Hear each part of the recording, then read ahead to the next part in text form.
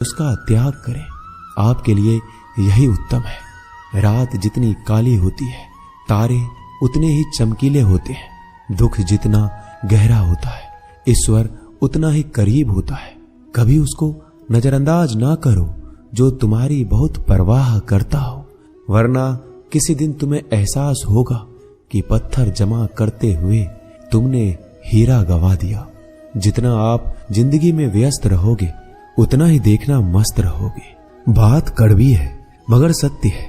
जरूरत पड़ने पर लोग बिना रिश्ते के रिश्ते बना लेते हैं और जरूरत खत्म होने के बाद बने हुए रिश्तों से भी मुंह मोड़ लेते हैं। जिंदगी में मित्र और चित्र अगर दिल से बनाओगे तो उनके रंग जरूर निखर के आएंगे। जो समझ ना सके उसके साथ समझौता ना करो। इससे अच्छा अकेले रहो। कम से कम सुकून इस बात का रहेगा कि कोई है ही नहीं तो समझेगा कौन। आजकल लोग दिल से दी हुई इज्जत से खुश नहीं होते, दिखावे की चापलूसी करने वालों से गर्व महसूस करते हैं। विश्वास करें परंतु मां और ईश्वर के सिवा किसी पर नहीं। लुट जाने के बाद चाहे कसूर किसी का भी हो, रूठ जाने के बाद कसूर चाहे किसी का भी हो, बात वही शुरू करता है जो बेहद प्रेम करता है। भले ही जिंदगी में अकेले रह लेना, लेकिन जबरदस्ती किसी से रिश्ता निभाने की जिद मत करना। अगर आसमान वाले के साथ आपका रिश्ता अच्छा है तो जमीन वाले आपका कुछ नहीं बिगाड़ सकते। सांपों के दांत में, बिच्छू के डंक में और इंसान के मन में कितना जहर भरा है कोई नहीं बता सकता। इनसे हमेशा सावधान रहें। सत्य को सिद्ध करने के लिए किसी भी जिद करने की जरूरत नहीं, क्योंकि सत्य खुद सही समय पर स्वयं सिद्ध हो जाता है। जिंदगी में दो चीजों का कभी घमंड मत करना, पैसा और सूरत। गरीबी आते देर नहीं लगती और चेहरा किसी हादसे में बदलते जरा भी वक्त नहीं लगता। प्रेम से भरी हुई आंखें और श्रद्धा से झुका हुआ सर, सहयोग करते हुए हाथ, सन्मार्ग पर चलते हुए पैर और सत्य से जुड़ी हुई जीभ ईश्वर की पसंदीदा चीजें हैं।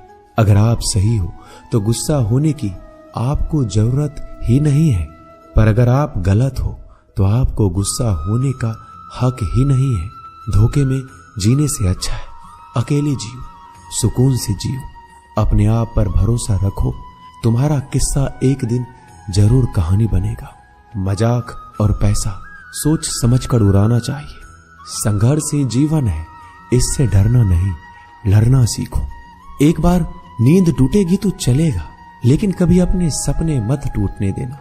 आप कितने भी बड़े बन जाएंगे, यदि आपके अंदर इंसानियत नहीं है तो सब बेकार है। जो करना है खुद करना। वक्त के भरोसे बैठने से भी धोखा मिल सकता है।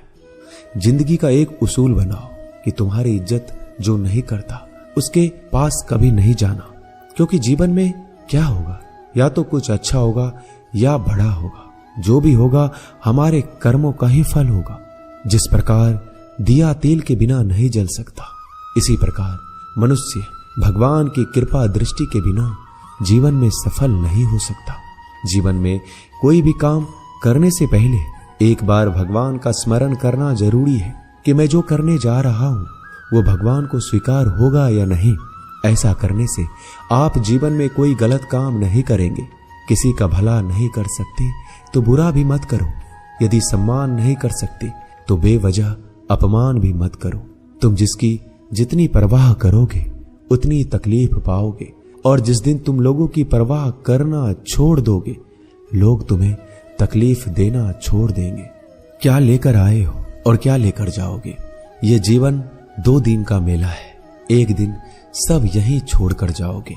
समझदार व्यक्ति कभी बदले की भावना नहीं रखता, क्योंकि वह जानता है भगवान सही कर्म और सही समय आने पर सबका हिसाब करते हैं। जबरदस्ती मत मांगना जिंदगी में किसी का साथ। कोई खुद चलकर आए, उसमें खुशी कुछ और ही होती है। संगत का विशेष ध्यान रखें, क्योंकि सफलता हमेशा अच्छे विचारों से आती है और अच्छे विचार अच्छे लोगों के संपर्क से आते हैं। या तो चुप रहिए या फिर ऐसे शब्द बोलिए जो मौन से ज्यादा कीमती हो।